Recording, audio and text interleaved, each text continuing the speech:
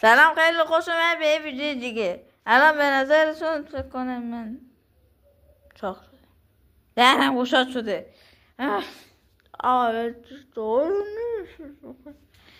بچه بگید بلدی صدای باز کردن آب و ریختن شد و حتما بلد باشید.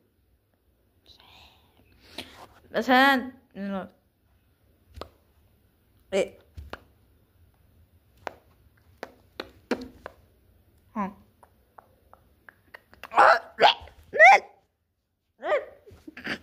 آی درمان کنده است. بریم سراغ ویدیو. آقا دوربین چپه شد. آقا